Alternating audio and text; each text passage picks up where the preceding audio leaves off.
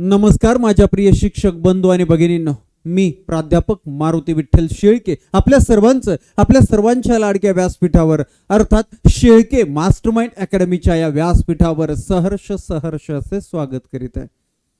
बर, टीईटी परीक्षा झाली, टीईटीची उत्तर सूची आली, टीईटीचा निकाल लागला. मात्र टीईटी मधून ज्या शंका होत्या, ज्याच्यावर आपण आक्षेप घेतले होते, ते आक्षेप तसेच राहिले आणि तसाच निकाल आला. 3 मुद्दे आणि त्या 3 मुद्द्यांवर आपण लढत होतो, पाठपुरावा करत होतो. त्यातला सगळ्यात महत्वाचा मुद्दा तसाच राहिला, दुसरे 2 मात्र सुटले. 83 ऐवजी 82 ला पासिंग तो हक्क होता, तो काही प्रॉब्लेमच नव्हता. त्यानंतर चुकलेल्या मीडियम संदर्भाचा प्रश्न, तोही 100% जरी नसला तरी बहुतांशी प्रमाणामध्ये परीक्षा परिषदेनं तो सोडवलेला आहे. मात्र सगळ्यात महत्वाचा आणि सर्वात महत्वाच्या ज्या मुद्द्यामुळे अनेक जण पात्रचे अपात्र म्हणजे प्रश्नांची उत्तरे बरोबर सोडून सुद्धा किंवा चुकलेल्या प्रश्नांचेही काहीतरी उत्तर द्यायची म्हणून दिलेले असल्यामुळं शेकडो नव तर काही हजार उमेदवार पात्र होणारे अपात्र ठरलेले आहेत. आणि म्हणून आता पुढे काय करायचं, निकाल तर लागला, यापुढे आम्ही आक्षेप घेणार नाही वगैरे वगैरे वगैरे सगळं परीक्षा परिषदेने घोषित केलं. तुम्हाला एक गोष्ट सांगतो, 2013 पासून आतापर्यंत प्रत्येक टीईटीच्या पेपर 1 असो पेपर 2 असो, मरणाच्या प्रश्नांमध्ये म्हणजे खूप प्रश्नांमध्ये चुका असायच्या, दुरुस्त असायच्या. मात्र या परीक्षा परिषदेच्या गोंधळाच्या विरोधात कोणीही फारशी ताकद लावून एकत्र आलं नाही आणि त्याच्यामुळे त्याच्यावर काहीही फरक पडला नाही. मग तुम्हाला माहिती आहे, या अगोदरच्या परीक्षा परिषदेच्या अध्यक्षांच्या पीयूपीच्या स्लॅबच्या मध्ये अशा 2000च्या नोटांचा थर सापडला होता. आपले तो पेसाहेब, तुम्हाला माहिती आहे. त्याच्यानंतर त्यांच्या जागेवरती दुसरे जे आयुक्त नेमले होते त्या मॅडम सुद्धा घोटाळ्यात सापडल्या. थोडक्यात मला काय सांगायचंय, परीक्षा परिषद पारदर्शकपणे काम करत नाही. मात्र त्या परीक्षा परिषदेला काही फरक पडत नाही, कारण त्या विरोधात कुणीही एकजुटीनं ठामपणानं लढलेलं नाही, अजिबात लढलेलं नाही. खरं तर निकाल यायच्या अगोदर पासून हा लढा आपण उभा केला होता, चालू ठेवला होता आणि त्याला काही अंशी यश मिळालं. पण काही अंशी आमचा हक्क आहे 100% बरोबर, 100% पारदर्शक परीक्षा हे प्रत्येक उमेदवाराचा हक्क आहे.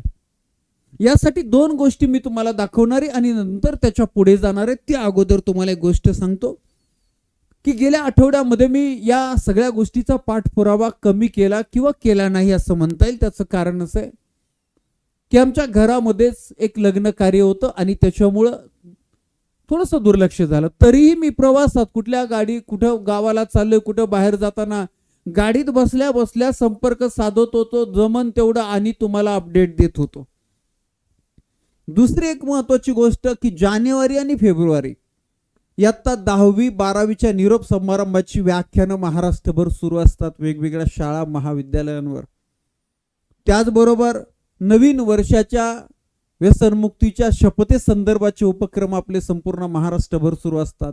3 जानेवारी क्रांतिज्योती सावित्रीबाई फुले यांचा जन्मोत्सव असतो. त्यानंतर 12 जानेवारी राजमाता जिजाऊ स्वामी विवेकानंद यांचा जन्मोत्सव असतो, जयंतीचे सोहळे असतात. याचबरोबर 19 फेब्रुवारी आणि या सगळ्या जयंती उत्सव या सगळ्या कार्यक्रमाची व्याख्याने महाराष्ट्रभर असल्या कारणानं थोडंसं या लढ्याकडे दुर्लक्ष झालं. पण मी काय सोडलेला नाही. परंतु एका सोशल मीडियाला मी आपल्याच ग्रुपवर एक मेसेज आला होता की तुमच्या 81 मार्क्स असणाऱ्या उमेदवारांना मी खात्रीनं पास करून देतो, फक्त हा ग्रुप जॉईन करा. अरे वा, म्हणलं फार चांगलंय. कुणाच्या काही आरवण्यानं सूर्य उगवा, बस आपल्याला काय हा परीक्षा परिषद पारदर्शक व्हावी एवढीच इच्छा आहे. कुणाच्याही प्रयत्नानं होऊ द्या, किंबहुना सगळ्यांनी एकत्रित प्रयत्न केले तर त्याचा परिणाम, त्याचा फरक खूप चांगला दिसला असता. परंतु तसं झालं नाही, म्हणून तर परीक्षा परिषद 100% पारदर्शक झालेली नाही. त्याचं एक उदाहरण तुम्हाला सांगतो, त्याच्या पाठीमागे एक कारण आहे. हे परीक्षा परिषदेच्या वेबसाईटला परीक्षा परिषदेची सगळी डिटेल माहिती आहे, कधी स्थापना वगैरे मी हे काय सांगत नाही. ओके, हे सांगत नाही मी, परंतु तुम्हाला त्यातला एक महत्वाचा मुद्दा सांगायचा आहे. पहा कुठला महत्वाचा, पहा महाराष्ट्र राज्य परीक्षा परिषदेच्या वतीनं वर्षभरात घेण्यात येणाऱ्या विविध परीक्षांचे आयोजन करून विविध स्तरावरील अधिकारी यांचे सहकार्याने सन 2002 पासून यशस्वीरित्या परीक्षा पार पाडण्यात आल्या असून त्या परीक्षा संदर्भातील गोपनीयता सातत्याने राखण्यात आली आहे. हे नाही सांगायचं, पण वाचून दाखवतो. महाराष्ट्र राज्य परीक्षा परिषदेमार्फत घेण्यात येणारे परीक्षा शुल्क, हे वाचा, महाराष्ट्र राज्य परीक्षा परिषदेमार्फत घेण्यात येणारे परीक्षा शुल्क हे यशस्वीरित्या संगणकीय पद्धतीने म्हणजे ऑनलाईन स्वीकारण्यात येत असून त्याचे कोणतेही बँक चार्जेस विद्यार्थ्याकडून आकारले जात नाहीत. खाली बघा, महाराष्ट्र राज्य परीक्षा परिषदेस कोणत्याही प्रकारचे शासकीय अनुदान, वेतनेतर बाबी करता मिळत नाही. महत्वाचा मुद्दा हा. काय तर या परीक्षा परिषदेला कुठल्याही प्रकारचा अनुदान, निधी, वेतन अजिबात येत नाही. पहा पुढे, मग परीक्षा परिषदेमार्फत घेतल्या जाणाऱ्या विविध परीक्षांच्या परीक्षा शुल्कामधून प्राप्त होणाऱ्या जमा रकमेतून परिषदेचा सर्व खर्च कार्यालयीन खर्चासहित भागविला जातो. लक्षात आली ना गडबड? लक्षात आली? हा आपल्यासाठी सगळ्यात महत्वाचा मुद्दा आहे, लक्षात राहू द्या. आणि म्हणून परीक्षा परिषद बिझनेस स्ट्रॅटेजी वापरतं की काय? म्हणजे काय, जास्त लोक अपात्र झाले पाहिजे. मग चुकीचे प्रश्न टाकून असेल, चुकीचे उत्तर देऊन असेल, काहीतरी गोंधळ घालायचा, आक्षेप वाचायचे नाही, आक्षेप सुधारणा करायची नाही, आणि जास्तीत जास्त अपात्र झाले पाहिजे, जास्तीत जास्त अपात्र झाले पाहिजे. कारण पुढच्या वेळेस परत फॉर्म भरायला आले, असा हा एक महत्वाचा मुद्दा इथं आहे. याची सुद्धा मागणी की इतकी फी कशासाठी. आता थोडस अजून तुम्हाला पुढचा मुद्दा दाखवतो. आपल्या काही गुरुजन मित्रांनी परीक्षा परिषदेकडे माहितीच्या अधिकाराखाली काही माहिती मागवली होती, त्यातला सारांश फक्त तुम्हाला दाखवतो, सगळे डिटेल सांगत नाही. याच्यामध्ये मग नाईकवाडे सरांनी जी काही माहिती मागवली होती त्यातला एक महत्वाचा मुद्दा तुम्हाला इथं सांगतो. काय तर फी किती घ्यायची आहे. सर्वसाधारण म्हणजे ओपन, इतर मागास वर्ग वगैरे यांच्यासाठी पेपर 1 आणि पेपर 2 दोन्ही मिळून 800, पेपर 1 ची 500 रुपये, आणि अनुसूचित जाती, अनुसूचित जमाती व अपंग यांच्यासाठी 250 रुपये, दोन्ही पेपरसाठी 400 रुपये. मात्र सध्या ही अमाऊंट 1200 प्लस गेली. त्याचबरोबर तुम्हाला आक्षेप घ्यायचा आहे, अहो आक्षेप आमची चूक आहे का ती तुमची चूक आहे, आणि त्या आक्षेपाचे परत 50 रुपये एक्स्ट्रा द्या.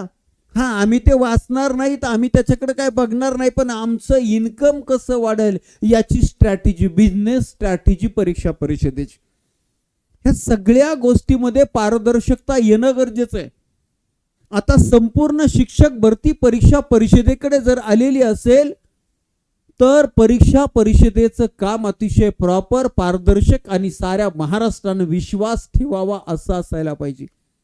आणि असं होण्यासाठी आपल्याला काम करावं लागणार आहे, आणि त्या कामाचा प्रभाव, परिणाम दिसण्यासाठी सर्वांनी एकत्रितरित्या लढलं पाहिजे. दुर्दैवानं असं झालं नाही, म्हणून परीक्षा परिषदेचा असाच कारभार सुरू आहे.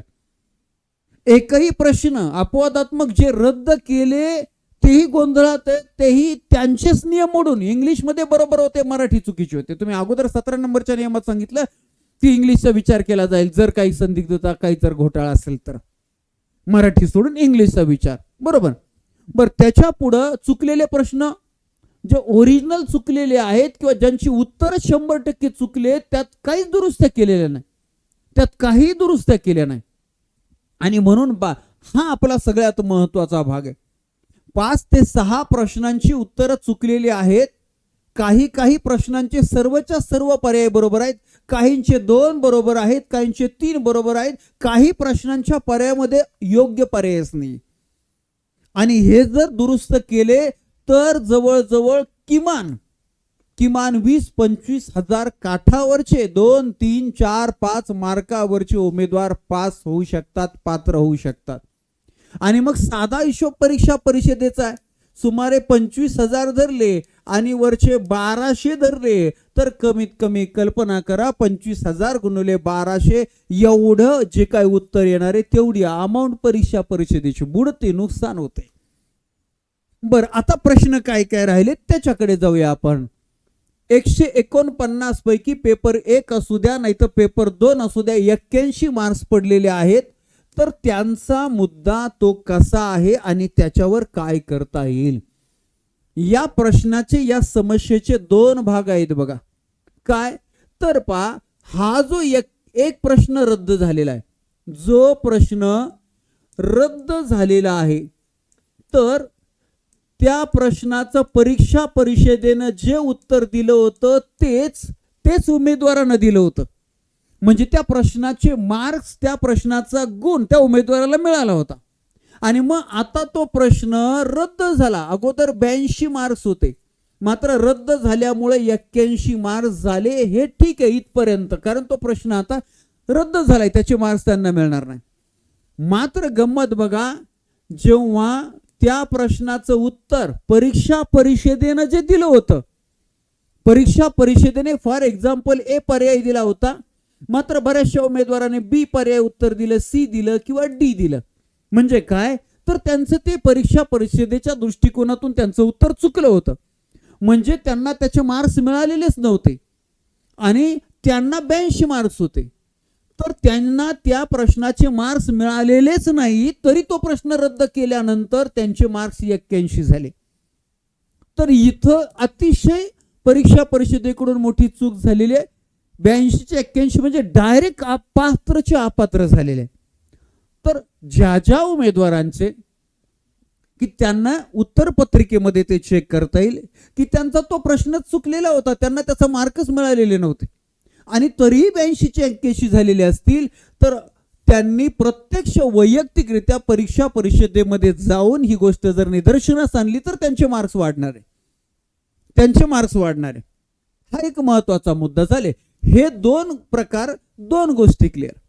आता पहा, जर 150 पैकी 82 ला पात्र असेल ओपन सोडता, तर मग 149 पैकी कितीला पासिंग, हा प्रश्न आहे. जरी शासनाच्या नियमानुसार 54.5% पासिंग तिथं त्यांनी नियमानुसार दिलेले GR नुसार, परंतु आतापर्यंत CTET असू द्या, TET असू द्या, मागच्या वर्षीपर्यंत 149 पैकी 81 ला पासिंग दिलेलं आहे. बर, परीक्षा परिषद का देत नाहीये, मग आता का देत नाहीये? अगोदर तर 83 लाच पासिंग दिलं होतं, मग भांडून 82 ला करावं लागलं. तर त्याचंही कारण आहे की तुमच्या उत्पन्नावर तुम्ही परत अपात्र ठरून पुढे परीक्षेचा फॉर्म भरणार आहात, तुम्हाला ते कंपल्सरी केलंय, तुम्हाला ते पर्याय नाहीये आणि म्हणून पुढे तो त्यांचं इन्कम उत्पन्न वाढू शकतं. हा अतिशय महत्वाचा भाग आहे. आपण उत्पन्नासाठी, पैसे कमवण्यासाठी काहीही चुकीच्या मार्गाने, आणि शिक्षक भरतीमध्ये, शिक्षण क्षेत्रामध्येच असं जर असेल तर ते अतिशय अवघड आहे, अतिशय अवघड आहे. हा एक महत्वाचा मुद्दा आहे. पण यावर काम करणं गरजेचं आहे. आणि त्याच्यानंतर चुकलेले प्रश्न, 100% प्रश्न चुकले तर ते रद्द व्हायला पाहिजे, प्रश्न चुकले तर ते रद्द व्हायला पाहिजे. आणि दुसरी गोष्ट, चुकलेले उत्तर, ते उत्तर सुधारलेच पाहिजे. कसं काय?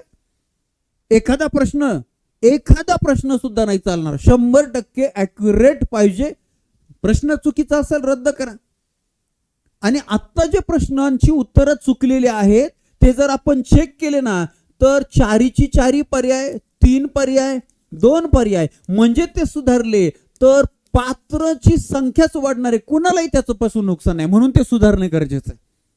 परीक्षा परिषदवाले हुशार आहे, त्यांनी पाहिलं अरे याच्यामधून 25,000 निष्ठते पात्र होते, म्हणजे संपले, आपल्या कचाट्यातून संपले आणि मग आपलं उत्पन्न 25,000 मगाचा हिशोब तुम्ही केला असेल. आणि म्हणून यामध्ये सुधारणा होणं हा सगळ्यात महत्वाचा लढा आहे. पहा, कुणी 81 वाले असतील, 81 मार्कावाले, आणि तो फक्त म्हणत असतील ना 81ला 5 द्या, बाकी आम्हाला काही घेणं देणं नाही, तर हे जर प्रश्न सुधारले ना तर 81 वाले 85, 86 पर्यंत जातील, 87 पर्यंत जातील, आणि मग तुम्हाला टेन्शनच नाही ना. दुसरी गोष्ट, तुम्ही वेगळे गट का करता? मी पाहिले 81चा गट वेगळा, बाकी ते म्हणते बाकीचे आम्हाला काही घेणं देणं.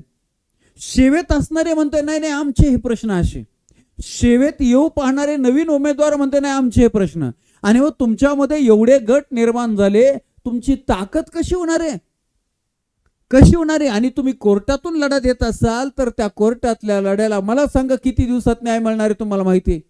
किती महिन्यात न्याय मिळणार आहे तुम्हाला माहिती आहे? किती वर्षात न्याय मिळणार आहे तुम्हाला माहिती आहे? अजिबात माहिती नाही, कुणालाच माहिती नाही. न्यायालयीन प्रक्रियेमधून न्याय मिळणार आहे काय हेही माहिती नाही. आणि म्हणून सगळ्यात महत्वाचं होतं, आपण सगळ्यांनी हे जे 25,500 तेवढेच नाही, 25,000 ज्या लोकांना जे फायदा होणार आहे तेवढेच नाही, तर जेवढे मॅक्सिमम 6 लाख फॉर्म आले होते की नाही, 6 लाख जणांनी परीक्षा दिली अशी सुमारे, तर 1 लाख लोक का नाही परीक्षा परिषद सरळ करण्यासाठी एकत्रित येत, संघटित होत? किमान 1 लाख. 1 तास जरी हे लोक आपण सर्वजण परीक्षा परिषदेच्या समोर 1 तास जमा झालो ना, दुसऱ्या तासात परीक्षा परिषद सरळ छान सुंदर झालेली असेल. ती आपलीच आहे. परीक्षा परिषद म्हणजे पाकिस्तानची नाहीये, ती आपल्या भारताची आहे, ती आपल्या महाराष्ट्राची आहे. शिक्षण क्षेत्रामध्ये स्कॉलरशिपच्या परीक्षा असेल, शिक्षक भरती, टीईटी, या सगळ्या गोष्टी परीक्षा परिषद हँडल करतं. मग तिच्या बरोबर आपल्याला आयुष्य घालवायचंय, ती आपल्या बरोबरच राहणार आहे, तर ती छान असायला नको का? आपल्या शरीरावर एखादी कुठेतरी जखम आहे तर ती दुरुस्त करण्याचं काम आपणच करतो का शेजारी करतात? शेजारी तर नाही करत ना, पाकिस्तानचे किंवा आपल्या शेजारच्या घरचे कुणी नाही ना. मग आपण सगळे मिळून का 6 लाख जण परीक्षा देतात, तर 6 लाख लोक पात्र ठरलेले म्हणतात आम्हाला काही करत नाही, असं कसं काय? दुःख नाही, घरातल्या सदस्याचं एकाचं दुःख न जर असेल, एक जण आजारी पडला असेल तर बाकीचे म्हणतात का नाही नाही तिकडेच तरफड. पण तुम्ही का बाजूला होताय? सगळेजण एकत्र. मला सांगा, मला काय पडलंय? 2007 पासून शिक्षक भरतीमध्ये मी क्लासेस घेतोय, मात्र हे प्रश्न मी 2007 पासून लढत आलेलं आहे. शक्य तेवढं सगळ्या उमेदवारांना सगळ्या पद्धतीनं मी प्रयत्न, सहकार्य करण्याचे, मदत करण्याचा माझा प्रयत्न असतो. माझा तर वैयक्तिक काहीच फायदा नाही, परंतु आपण ज्या क्षेत्रामध्ये अकॅडमी चालवतो, क्लासेस घेतो, ते अतिशय पवित्र क्षेत्र आहे, आणि ते नुसते पवित्र असून उपयोग नाही, तर ते पारदर्शक असायला पाहिजे. मेहनत करणाऱ्या, अभ्यास करणाऱ्या, कष्ट करणाऱ्या प्रत्येक उमेदवाराच्या कष्टाला न्याय मिळाला पाहिजे, तर त्यात आनंद आहे, तर त्यात समाधान आहे. आणि म्हणून मला सातत्यानं वाटतं की परीक्षा परिषद छान व्हावी. अगदी परीक्षा परिषदेचं ऑफिस, कार्यालय काय ते आहे ना पुण्यामध्ये, ते आम्हाला झाडायला लावलं, आम्ही झाडून घेऊ, छान दिसली पाहिजे परीक्षा परिषद सुद्धा, छान दिसली पाहिजे. आणि मग छान दिसली की छान काम बी व्हायला पाहिजे की नाही. आणि म्हणून परीक्षा परिषदेच्या विरोधात आमचा लढा नाही, परीक्षा परिषद स्वच्छ छान काम करण्यासाठीचा आपल्या सर्वांचा एकत्रित लढा असावा, असं माझं मत आहे. मग यासाठी काय करायला पाहिजे? आता 18 वर्ष झाले या क्षेत्रामध्ये काम करत आहे, आपली भूमिका काय? आपण काय करायला पाहिजे?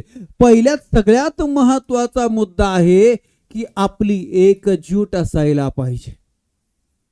पात्र झालेले असू द्यात, नाहीतर अपात्र झालेले असू द्यात, पात्र झालेले बाजूला गेले तर एक ना एक दिवस तुम्ही परत कुठंतरी भरडले जाल. म्हणून एकत्रित राहणं, एकीचे बळ मिळते फळ, हे तुम्हाला सांगायची गरज नाही. तुम्ही गुरुजन आहात, तुम्ही शिक्षक आहात.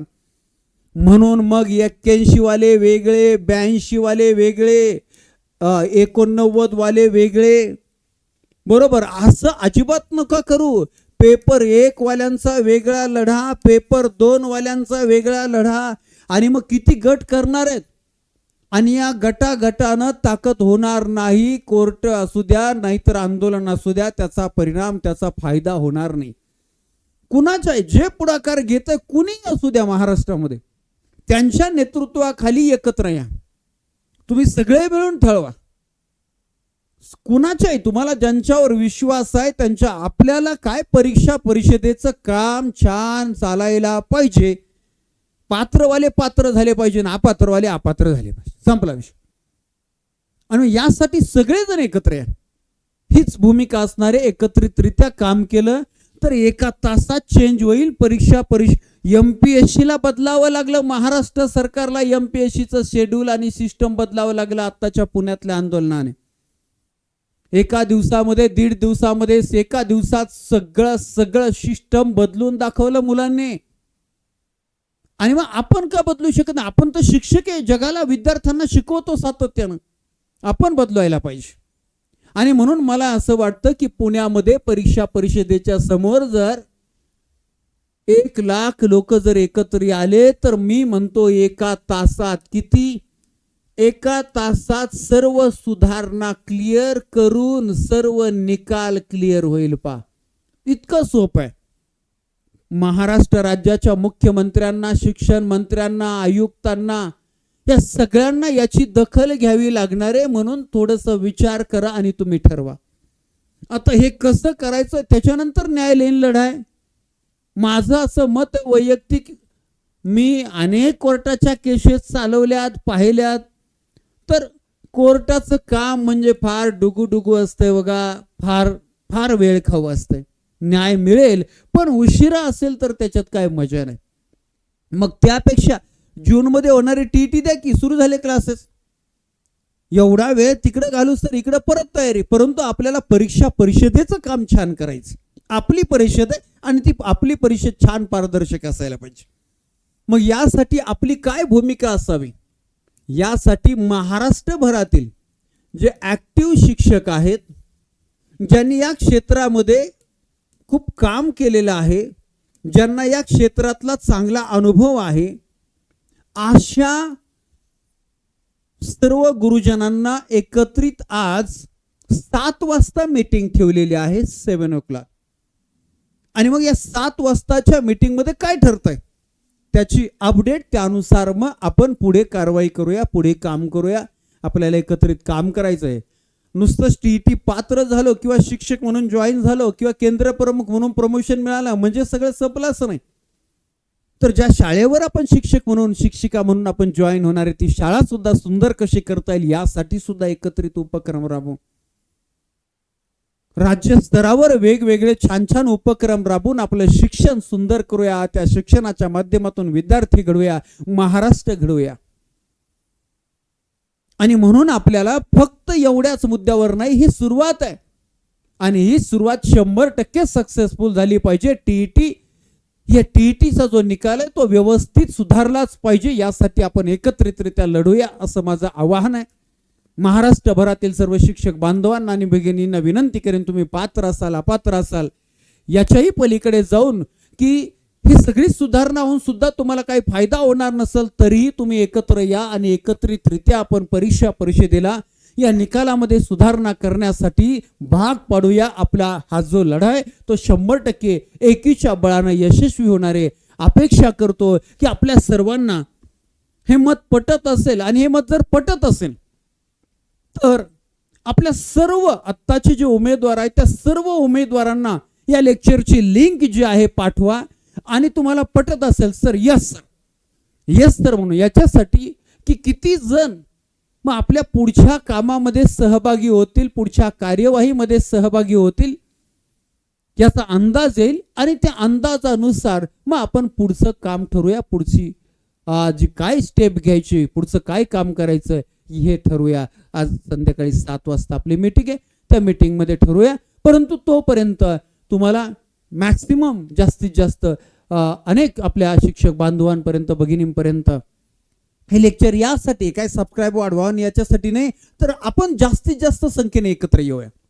हा सगळ्यात महत्त्वाचा मुद्दा आहे. ठीक आहे, भेटूया संध्याकाळी 7च्या मीटिंग मध्ये. धन्यवाद. Thank you very much.